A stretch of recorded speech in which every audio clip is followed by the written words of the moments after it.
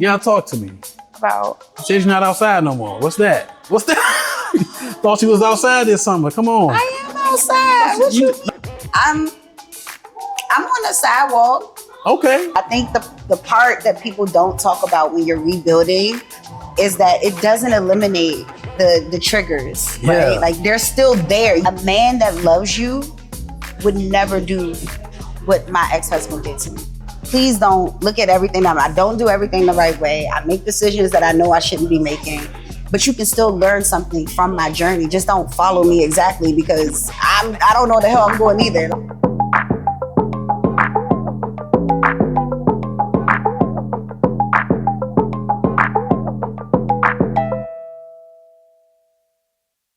Peace, y'all. Real quick. Thank y'all for tapping into this podcast. Let us know what you think in the comments. Like, subscribe, all that good stuff. That's how we grow. I want to hear from you. What should we talk about next? Who should we bring on to the podcast next? Let me know. All right, y'all, let's get into it. Peace. Y'all hear the music. We are here right now with the Fallon Smith. Oh my God. A storyteller. Yeah, come on now. You better prop yourself. Shit. Fallon Smith is a storyteller, truth teller, and gym enthusiast from the DMV. The author of Don't Follow Me, I'm Lost Too. Dope book, by the way. Thank you. That was fire. Thank you. A raw, reflective memoir that reclaims self-worth through the lens of past relationships, motherhood, and healing. She's a communication specialist, mother of 3. Fallon's work blends personal growth with cultural insight, offering readers both relatability and revelation, which it did for me in good and bad ways. I was like, God. Good and bad ways it's often good. It gives you a mirror. That's what I intended to do. I was reading it thinking, damn, have I ever been this guy? I don't know. And if you have, it's okay because, we get to the other side, right? That's the goal of life. And I feel like this is hard when you see it on paper, seeing the other perspective. Like, so now seeing it from different ways, like, oh shit, I've definitely been fucking stepping stone Trey. Been a crumble cookie guy, huh? He ain't never get that cookie, did he? He ain't never give me that damn cookie. Oh man, he had one job. He was job. right there. So whether she's breaking generational cycles, which we'll get into, or breaking a sweat, her voice remains clear, bold, compassionate, and unapologetically real. Fallon, thank you so much. That's hard to listen to on the other side of it, right? Like it's easy to write, It's easy to write. Writing, I can do that all day long, but to listen to somebody read my words back to me, it's like a little. For me, when it happens, it's like, hold on, I ain't doing all that. I ain't all that. This ain't even my final form yet. But you gotta hype yourself though, because self-published. You're like over 100 copies within a week or two. Within, I believe it was a week. That's and we're fire. Almost at 200 copies in 30 days. Damn. Ow. Come on now. Ow. Like, so I reached out to you to interview for it because if the Rewire and Rebuild podcast is all about, for me, coming through alcoholism, getting through all that, coming through things that I was dealing with my family and things of that nature, and kind of like literally rewiring yourself and rebuilding yourself from the ground up. And I felt even before I read this book, based on what you were posting on social media, that you were kind of in that phase of life where you were rebuilding yourself from scratch. First of all, we're not just going to glide over that part. Congratulations. Thank you. Congratulations. I'm proud of you. I appreciate that. See, I hate hearing it too, though. I know, like, but it's see, so I much gotta more give it work back to to do. you. You gave more. it to me. I gotta give it but I am proud of you. Thank you. It's been a journey, man. I was just on a call today with a group of men talking about it. I'm like almost 7 months in now. Yes, that's amazing. And I still miss the shit. It's crazy how that works. You're at a bar. It's around you all the time. Like liquor store right there. Liquor store right there. We're not gonna get over there, but it's all around you. I think the part that people don't talk about when you're rebuilding is that it doesn't eliminate the triggers, right? Like they're still there. You have to learn how to coexist in the world with everything around you. Half the time you don't even know what the triggers are. You don't know what the triggers are. Me being in DC just triggered me. Like, just stepping on landmines out here. Like it's crazy. But it was something, I think it was a Will Smith interview with a therapist where he sat down and the therapist was like, the goal isn't to disarm. Like the goal isn't to have people not trigger you. Right? Like you're not a landmine. People are walking around and you step on you. Like, I don't know if I trigger you. I didn't know bringing you to a bar would be a trigger, right? But the goal is to disarm the trigger so that it doesn't affect you as much And that way it becomes less of a bomb. So that part of that interview always stuck with me. And it's something that I try to incorporate and remind myself. It's not anyone else's job to change how they are around me. It's my job to change myself. And to have tools. Like, it's right. What I haven't really taken into like I need to is writing. That is super impactful for almost anyone I talk to as far as getting their feelings out, being able to write down when they're triggered and things like that. So yeah, you hit the nail on the head. It's not up to anybody else. Yeah, it's not up to anybody else. And writing, I think because it's a requirement in school, it's something we often overlook. Mm-hmm. But if you look at therapy, and like one of the biggest tools in therapy is journaling. Mm-hmm. And like looking at different parts of your life, like, because my journal from the very beginning isn't going to look like it is if I wrote a journal entry today. So you see that transition. Yeah, writing. And it's interesting because like when you start to look at what you've written even 2 years ago, it's so different. It's like, oh, who was that guy? I hate him. I love him, but god damn, who was you on? But since I'm not sure, like I'm the type of thing that we're never really coming out of it, right? We're always in the process of rebuilding. Mm-hmm. But you seem to be in definitely a different headspace than you were at the beginning of this journey. Absolutely. So, are you gonna bring me back to the beginning? That's what you about to do? You about to move? Yeah, you see where I'm going? I'm ready. And we don't have to get into the nitty gritty, but where did this start? Like your current rebuilding process, where did it start? Like, what did that look like for you? I would say it started about 2 years ago. I was in a marriage that I knew for about a year, towards the last end of it, that it wasn't going to work for me, but I was still trying to hold on for my own selfish reasons. Mm-hmm. I'm not going to put everything all on him. I knew for a long time. I knew before we got to that point that it was time to part ways, but I didn't want to because I built the family with him. And for me, family meant you stay together. Yeah. And it was something I really took pride in. We had the same, like all of our kids were together. You know, I wanted him to be in the house. I wanted my kids to have their dad and for me to have my husband. Like, that really meant something to me. And I held on to that. And it was almost to my own detriment because I felt myself being, like, I looked in the mirror and I couldn't recognize myself anymore. Mm-hmm. So once it was in my face that much to where I couldn't, like, it was going to literally be life or death for me, I knew I had to make a change. And that's kind of where everything shifted. It was a therapy session where my therapist told me, one day your children are going to look at him and see him for exactly who he is. Do you want them to look at you and wonder why you stayed? Or do you want them to look at you and be so proud of you for being able to walk away and choose yourself? And I think that was the wake-up call. How's that transition been for your kids? How many, and if you don't mind, how old are? So I have a 12-year-old, I have a 6-year-old, and a 4-year-old.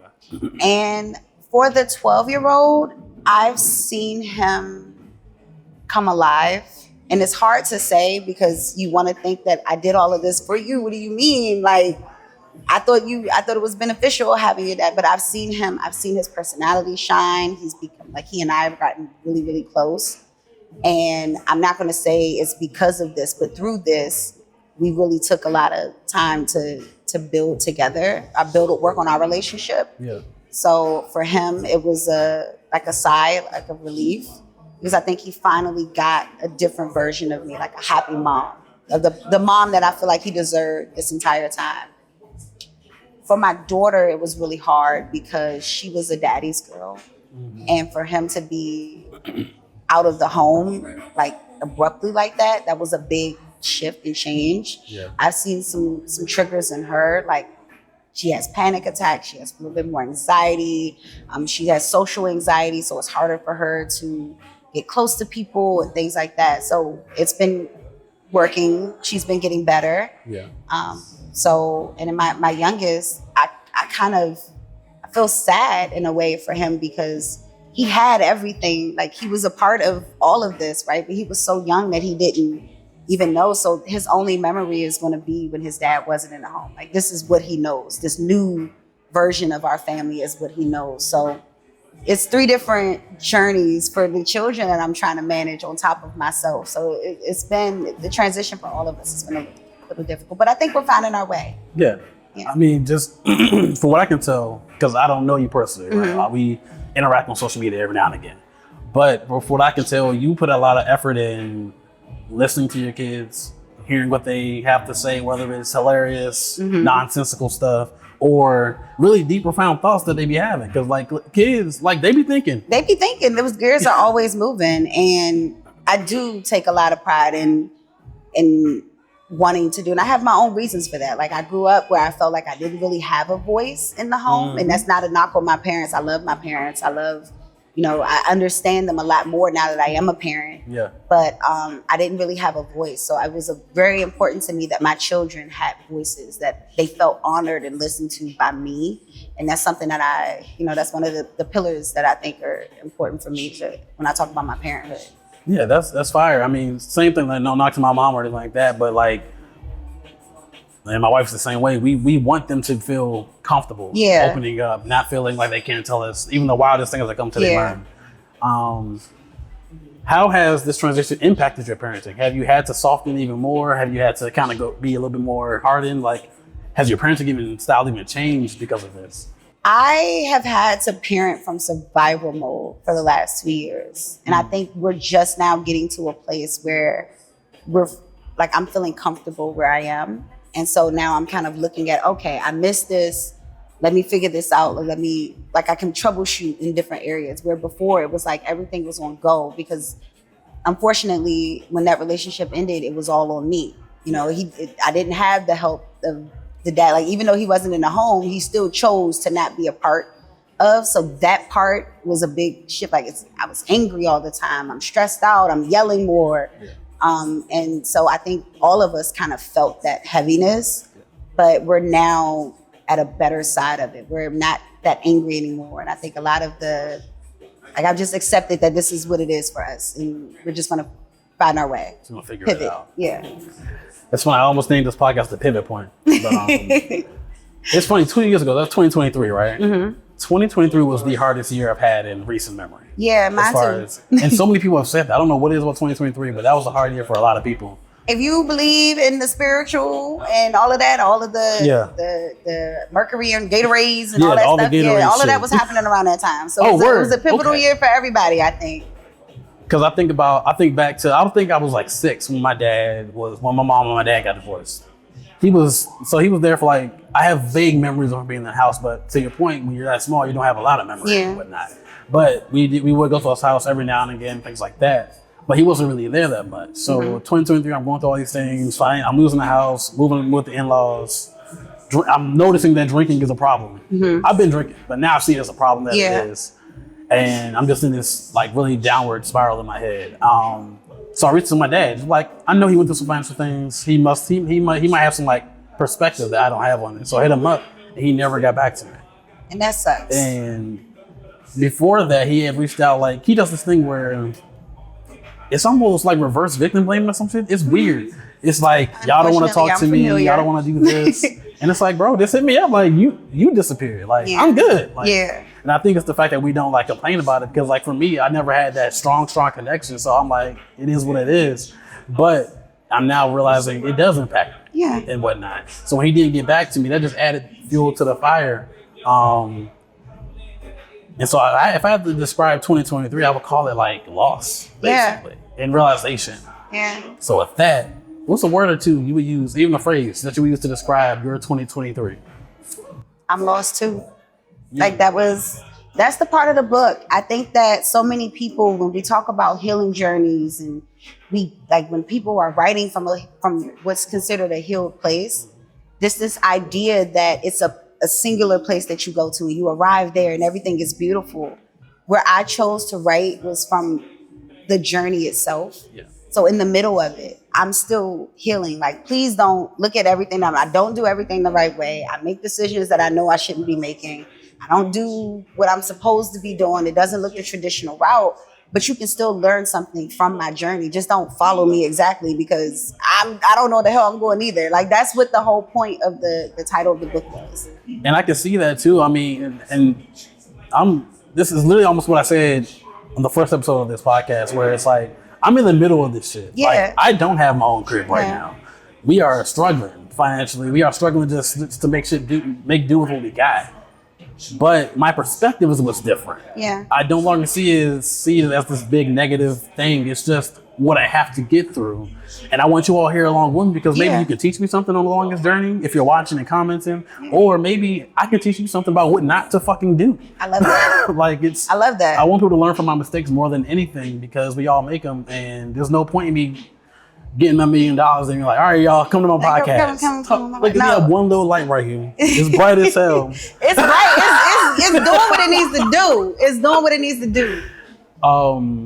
But it's a beautiful space to be in when you're intentional and courageous about helping people. Because you wrote things I'm pretty sure you feel squeamish about putting in that book. Honestly, no. I'm not squeamish about any part of my journey. And I'm just like that naturally. I've always been an oversharer to my friends.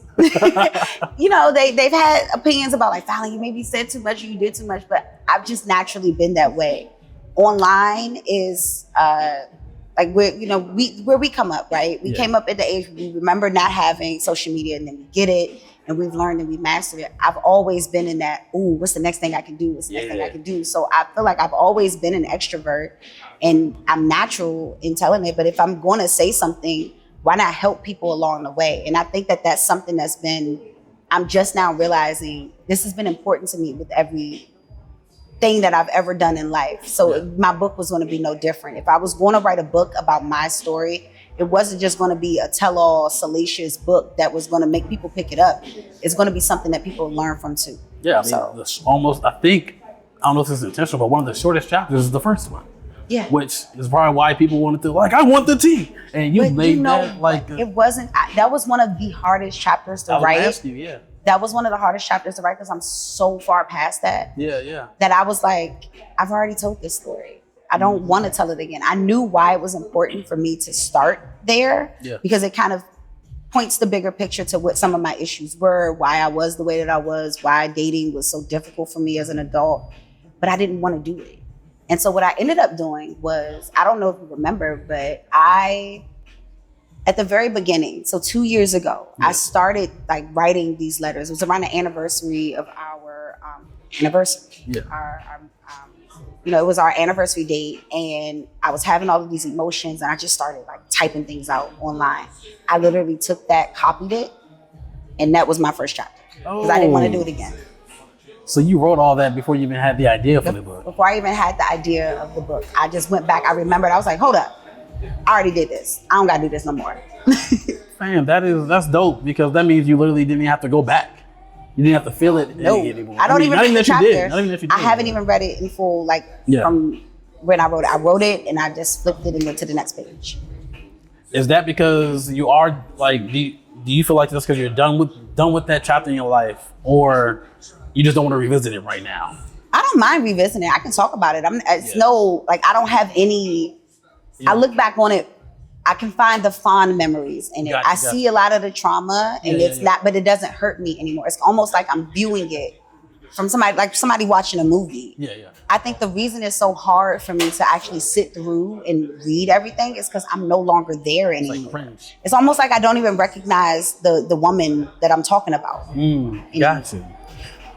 So we gotta get into the book a little bit. Yeah, let's get into it. Des. Des. Is that the one with the lack of emotional connection?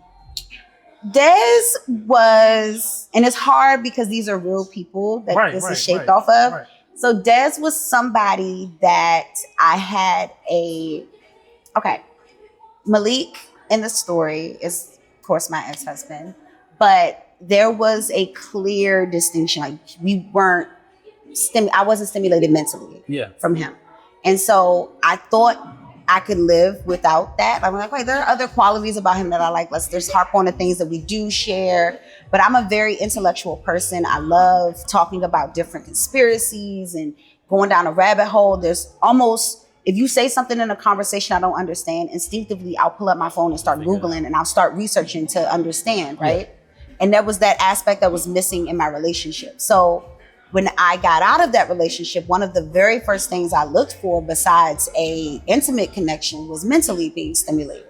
And the reason Des was even in the book was because he provided that mental stimulation. I loved the way that his mind worked. we talked for hours about everything. Even on the date where we went on, like the way that he was throwing things out there, it was challenging. It was challenging. And so I'm like, okay, you know, this wasn't my physical type. It wasn't there's nothing wrong with him. I think he's attractive, but it wasn't what I was envisioning, what I was looking for. Yeah. But I was sitting finding myself like on a day, like, okay, I kind of see me in days. I felt like Googling birds too. Like, hold on, wait a minute. Are birds government spies? God damn. Right? It's the whole thing. And so when it came down to it, it just wasn't clicking. And I was like, I can't force it just because he has one thing that I really like. I'm still looking for these other things, and this isn't going to work for that. And so I had to admit that on to the next person was. And this isn't like the same thing, but it brought me to this like memory of when this girl who, like, when we had just been friends. So I think I might have friend zoned her by accident, like not even thinking about it, like, you know. But she had wanted to like be intimate and shit, but she didn't want to be like actually intimate. She just wanted to fuck. That's when I realized. She wanted to fuck. That's it. But like no kiss, no nothing, no like no nothing. And that's when I realized, oh shit, I can't just do that. I literally could not get up because she was bad too. It wasn't even a thing about her looks. Right. It wasn't nothing. Just literally, there was a lack of connection that I needed. Yeah. So your story made me think about how sometimes we do stuff because we just be doing these shit. Are checking boxes, but it's not checking all the boxes that we need. We just be doing shit sometimes, and that's what that whole chapter was. Just why you out here just doing shit? Just why you out here just doing? You knew damn well, and that's what that was for me, and that's why it was important for me because a lot of people would probably, or what I assumed a lot of people would do is they'll look at that chapter and be like, well, what was the purpose? Because he was just a funny good guy, but it was a filler moment, and it didn't have to be. It was something that I pushed. If you read it, I'm the one that pushed the intimacy, trying to, make it click and see because I wanted that to work, and it just didn't. Same. That's why, fam. Like, and I feel like that's super important because one. I'm sorry. No, you're fine. Look, stop apologizing. Did you write that in a book? I know. Stop apologizing. I'm the same way though. Like, it's funny I brought the apologizing, but like people pleasing, I do that too much. Over explaining, I feel like I do that too much. People yelling over there, they doing that too much. So this line got me in the book. You said it was gaslighting dressed as detachment. I can't remember what chapter that was from. Maybe the first one. It was gaslighting dressed as detachment. Nah, you're talking about Marcus. Okay, so not chapter one then. So this was Mr. Middle School Sweetheart. It stuck out to me because one, I never heard it before. And when I think about detachment, I don't necessarily see gaslighting. I see just literal, I'm physically here, but I'm not here mentally. So explain that. What does that mean? What do you mean by gaslighting dressed as detachment? So you're talking about the part of the story where I tried to use nostalgia to kind of create this what if reality where I was dealing with someone from my past, not just someone, my very first love. But the parents told you not to be with, something like that. Yeah, I started, he's the very beginning of like where I was mentally, and it was comforting because he knew me and I felt like it was safe, a safe person and to this day, I still have no issues, like all love. Maybe you can't call me, but all love, right? Right. But the gaslighting dressed as detachment is I started to notice things about his behavior. I'm a person of habit. If you set a tone with me, I expect that tone to be carried throughout. And when things shift or change, I immediately go. The very first thing I think is, what did I do wrong? Yep. Right. Same. So I'm a people pleaser. So I'm like, that's my very first. Like, I must have done something wrong, and so I'm asking questions like, is everything okay? The vibe is off to me. Like, I'm telling you what I noticed, and he go, nah, it's nothing wrong. And he'll send me another stupid reel. Like, you know how people just send reels all day? I'm like, I'm literally trying to talk. I'm telling you I'm noticing something, and you're telling me I'm crazy. Yeah. And so that's the gaslighting dressed as detachment. You're telling me that something that I'm noticing isn't real, but then you're saying you're not detaching, but I feel detachment. So that's what that came from.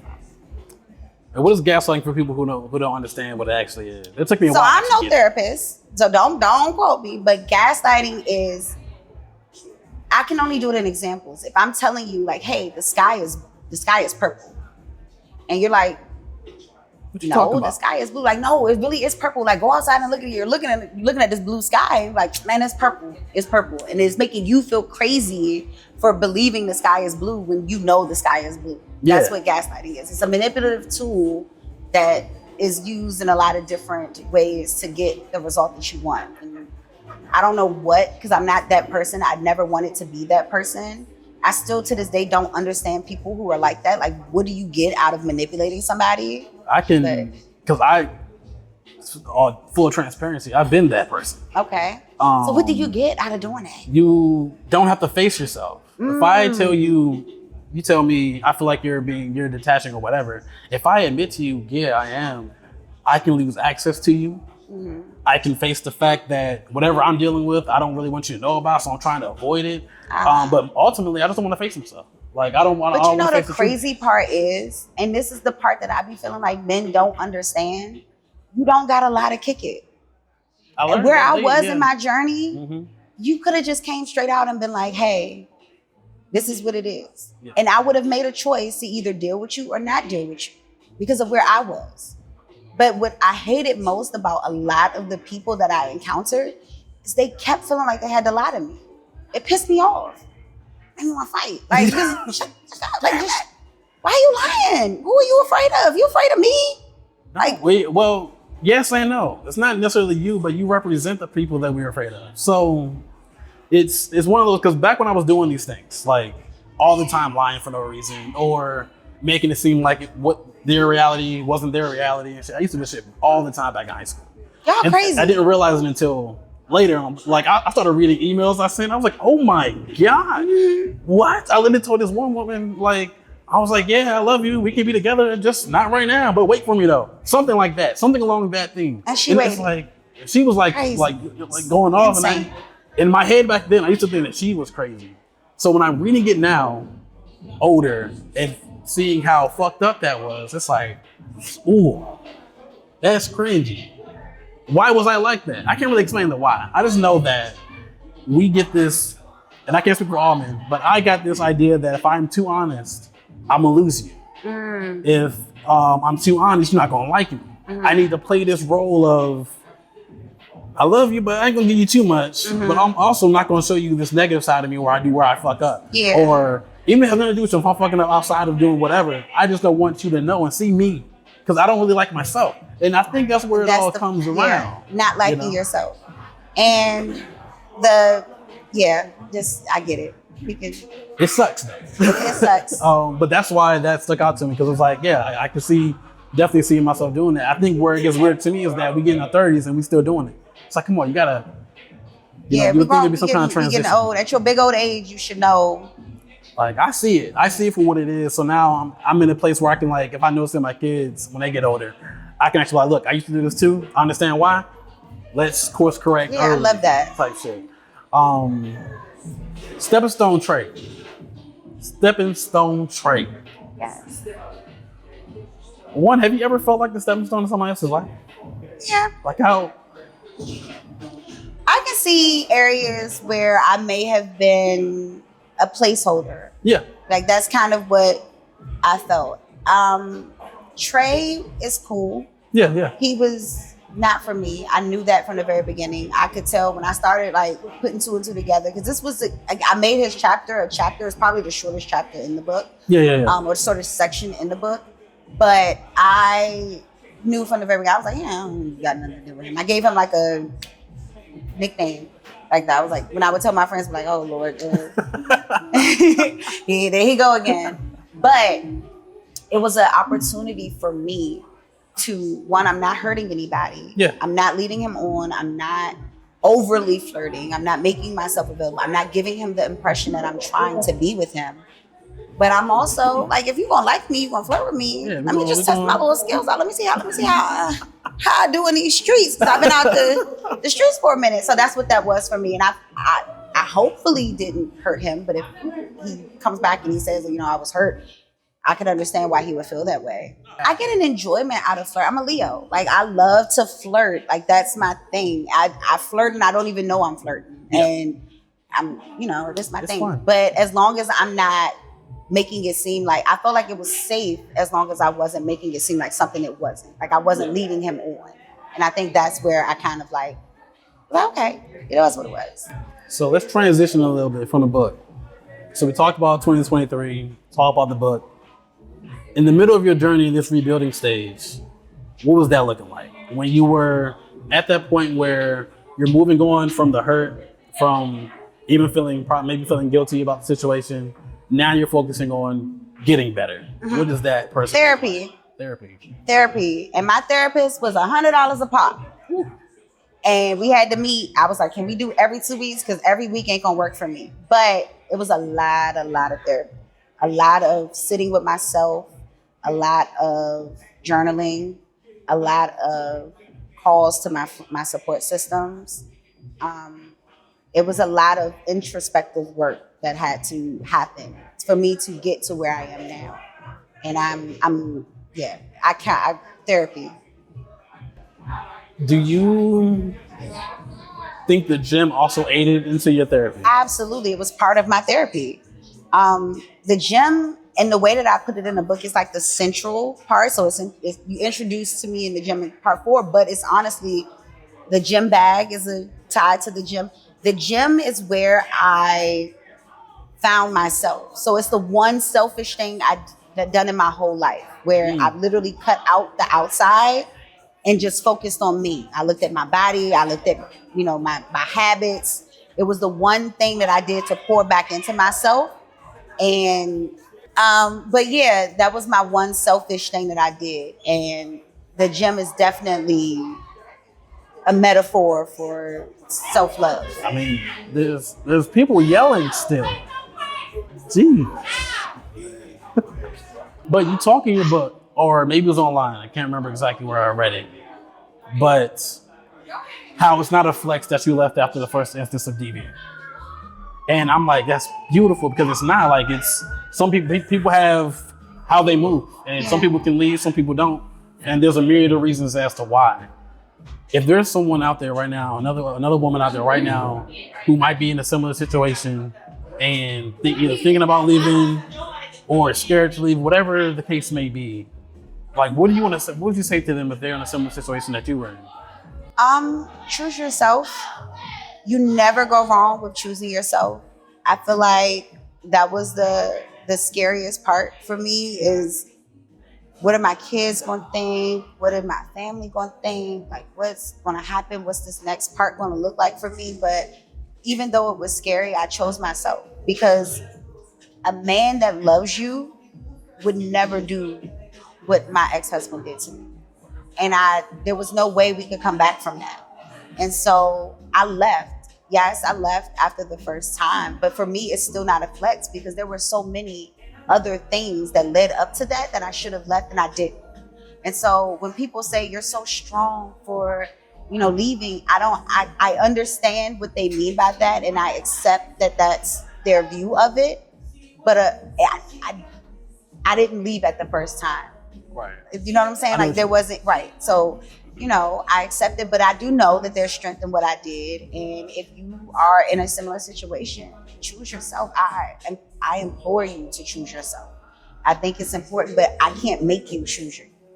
Also, forgive yourself if you don't. Yeah, forgive yourself if you don't. Forgive yourself if you fall back. Forgive yourself if you decide, I'm choosing myself right now, but I might be doing this. Like, it's when you are ready to go, you'll know. And there will be no turning back from that point. So, based on everything you've kind of experienced, and not just in your marriage, but just in life generally, do you think people can change? They have to want to. I can't make you change. Mm-hmm. I can't make you like you. There was nothing nobody could say to you to make you put down alcohol, right? You had to want to do that for yourself. Same thing with everything else. I can't make you not cheat. I can't if you're a cheater and you want to cheat, you're going to do it. I can't make you be a better person. If you're an evil person, you're going to be evil. Yeah. But you can't make me change myself anymore. Like, I'm not morphing. This is who I am now, right? So if if somebody tells you they want to change and you see changed behavior, then maybe it's worth sticking around for. But if you don't notice that changed behavior, go. oh, because it's not going to change until they're ready. And it's one of those too. You can want it as much as you want for them, but at the end of the day, if all you're doing is keep telling the same thing, it's almost like you're just enabling it because they know you're going to stay. Not necessarily in a relationship either. It's talking about friendships. Brother and sister ships. Right. Parent ships. All the ships. It doesn't matter. Because even in the book, I lost friendships. I lost friendships. What I don't talk about is I've lost people that I consider, my actual blood family members because they weren't aligned with what I'm aligned. So. And I think when it comes to like people pleasing, you lose yourself just because you, like you said, you morph into different people depending on who you're around versus just being authentically yourself. Do you think that you did that more during, so post-marriage, do you see yourself stepping into who you are? Oh, I'm here, baby. Because of the marriage? I'm here now. So before the marriage then, is this like a transition that happened over time, or is it the marriage took you backwards and now you're forwards again? Like, what's that path looking like? I just don't believe it works like that. I don't think that there's a neat little box that you can do. I think one of the things I say is healing isn't linear. So there are moments where I've gone back, there are moments where I came forward, and there are probably going to still be moments where I do the same thing. But as long as I have an eye on where I'm going and I know who I want to be, then I'm in a good place. So I'm not going to blame everything on the marriage. I was young when I got in. I didn't know who I was. I know who I am now though. And I know what I'm not settling for ever again. And so. And I love the cliff notes at the end of every chapter about what you need, what you're making not my taking list. Like, that's beautiful. Did you think about that before you wrote the book, or did it come naturally as you were writing it? Actually, it was an assignment with my therapist. Oh, dope. At the very beginning. So I had a list of things that I wanted. I catered it to each chapter so that it fit. But pretty much if you put everything together, it was my list of things that I wanted. There's a lot of parenting stuff that I didn't include because I didn't add it in the book. But every part of it, I have an idea of what I'm looking for now. Like before, like I think years ago, I had reached out to you, like asking you questions about my son. He was going through like a whole lot of issues, like anger issues and stuff like that. And you gave him some really good advice that I still use to this day. He's so sweet now. It's like, it's great, but I'm also like, he's too sweet. We did too good. Sweet. We did too good. But nah, I'm playing. The world is cruel. We need more sweet people. Oh, bro, you gotta talk to us, man. You gotta talk to me. About? You said you're not outside no more. What's that? Thought you was outside this summer. Come on. I am outside. What you mean? No, not going to Facebook. I'll pull it up. I'll pull it up. Come on now. You ain't gotta go in details. It's deleted, so I don't know. You can pull it up if you want to. No face, no case. I should have goddamn screenshotted it. Are you? Ask me what you're asking me. Am I dating right now? Or are you done dating? I feel like not being outside the moment you done dating. You found like you're good and chilling. I'm on the sidewalk. Okay, you just not in the streets. No, not in the. No, I'm not in the streets. We can leave it there. I'm cool. I mean, listen. Sometimes you meet people that you had no intention on meeting. It's like a spur of the moment thing, and. Right now, I will say I am enjoying the experience. No. Yeah, I'm not in a relationship. No, I'm not looking for future. I am just enjoying whatever this is right now. And yeah, when I no longer enjoy it, I'll be out. Yeah, stay safe on that sidewalk, man. Stay safe on the sidewalk. That's all. The inside of the sidewalk. He's a gentleman. He's a gentleman. Oh, you found a chivalrous one. Chivalrous one. Yes. Where are you now? We talked about 2023 Fallon. We talked about therapy Fallon. Mm-hmm. How would you describe Fallon today? I am myself. Myself. And for once, I look in the mirror, I see everything, the beauty, the ugly pieces, the things I need to work on. I see all of me and I fully love all of it. So that's where I'm at. Future. What does future Fallon look like? Or do you even look that far? I don't look that far. I live in the now. What did Edna say on The Incredibles? Oh, I don't know. I live in the now, baby. That's beautiful. I try to live in the now too. Yeah, it's hard. I get flipped up every now and again, but I'm trying to stay here today. So to the camera, talk to your people, whoever they are, and